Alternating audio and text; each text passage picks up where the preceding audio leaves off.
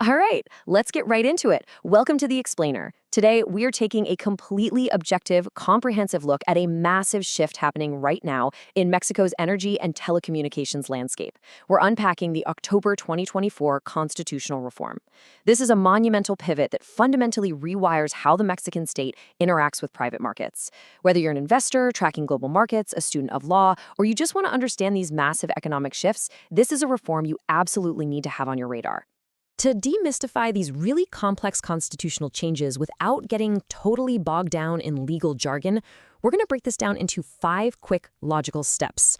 The new state paradigm, why this reform happened in the first place, the actual modifications to the Constitution, the push for internet as a strategic area, and finally, the challenges and economic future. So, let's start with part 1, the new state paradigm.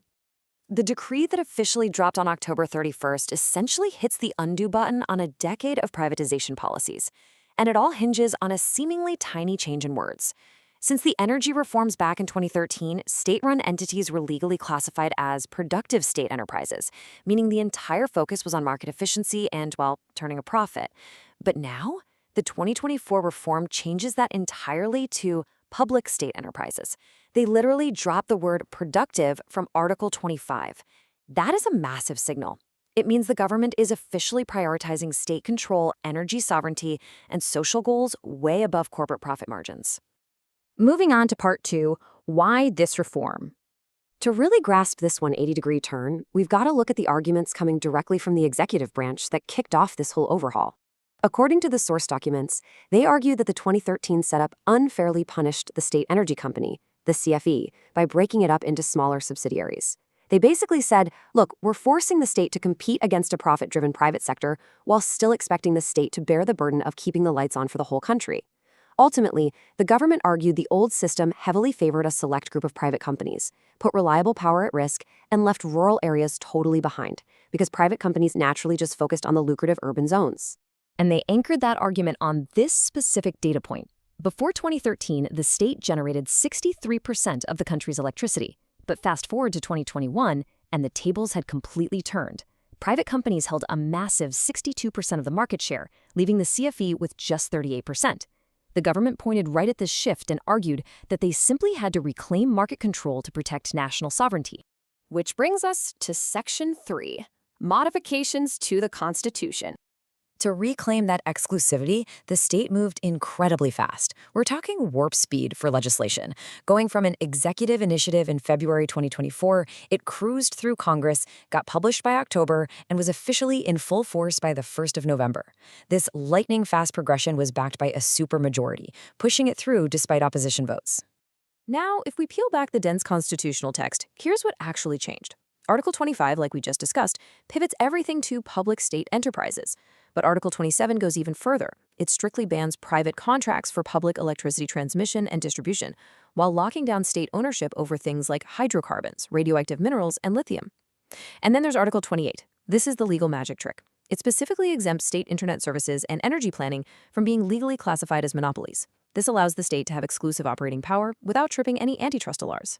So here is the absolute most crucial thing for investors and citizens to watch: the ticking clock. Congress has exactly 180 natural days from enactment to rewrite all the secondary laws. 180 days. This is the critical window where those broad constitutional strokes are going to be translated into actual day-to-day regulatory reality. Now for Section 4, Internet as a Strategic Area.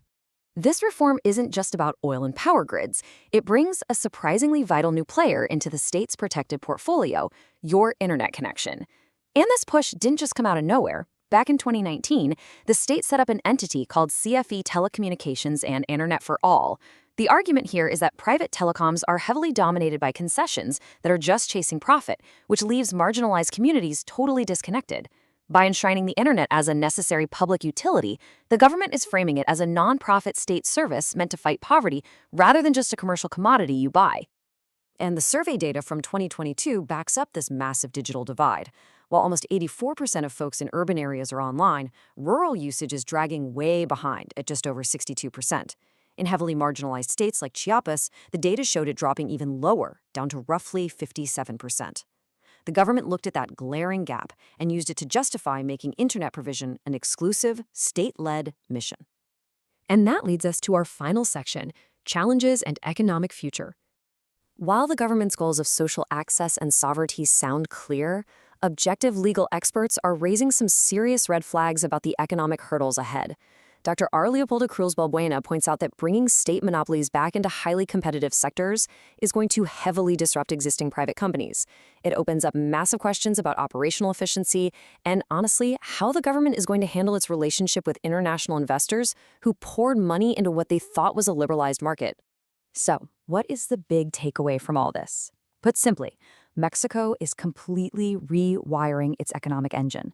They are legally ripping up the liberalized market approach of 2013, throwing out the focus on corporate efficiency, and instead they are legally mandating state control, energy self-sufficiency, and social access above everything else.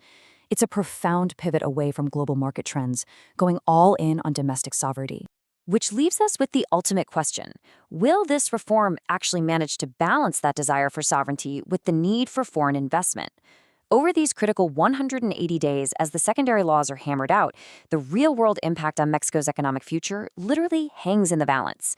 Can a state-led, nonprofit model truly coexist with the international capital needed to grow and modernize? We are going to have to watch this legislation very closely to find out. Thanks for joining me on The Explainer today, and as always, keep learning.